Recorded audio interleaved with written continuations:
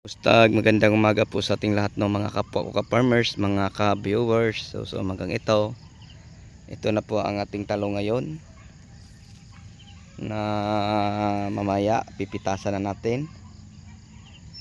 At saka doon sa kabila ang ating bagong tanim na nakaka-recover kasi nabagyo po ito lahat mga ka-farmers. So maganda ng tingnan, no? At saka yung bagong tanim natin may mga bunga na. So nakakatawa po. Ayun po, makikita natin ang ating talong na bagong tanim sa kabilang area po natin mga ka-farmers. Yan. Ganda na po sila. So yung mga tauhan natin dyan ay nagtatali po sila ng mga sanga. So sa likuran po ng tanim natin ng talong na bagong tanim, doon po nakatanim ang ating kamatis na Diamante Max F1 ang variety. At dito naman banda yung 5 buwan na nating talong.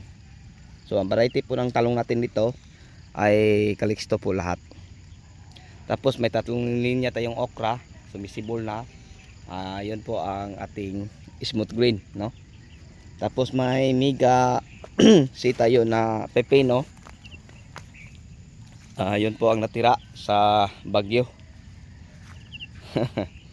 Kawawa po. So ito, napipitasan na to ng 3 beses na tagkunti lang. So hindi na to napabayaan na to mga ka-farmers kasi sobrang pangit na po, no?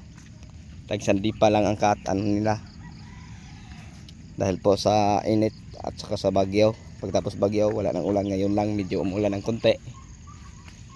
So maganda naman ang bunga, napakadami. So yung pipino natin 100 ka puno to, pero yung natira nasa mga 50 na lang.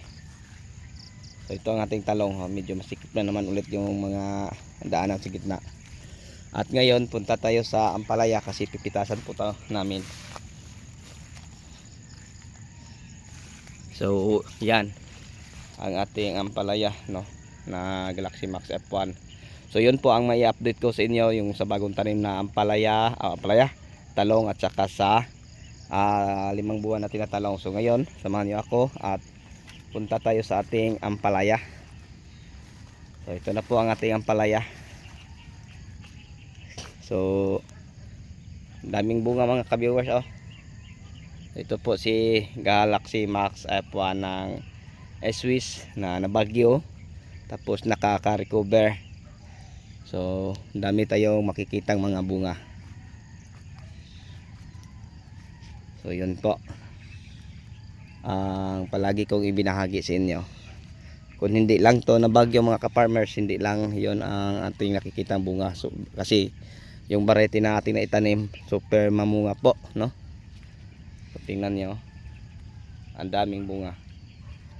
Mapaampalaya man tayo, matalong, sobrang daming bunga po, no, ang mga alaga natin ito, ang mga pananim natin.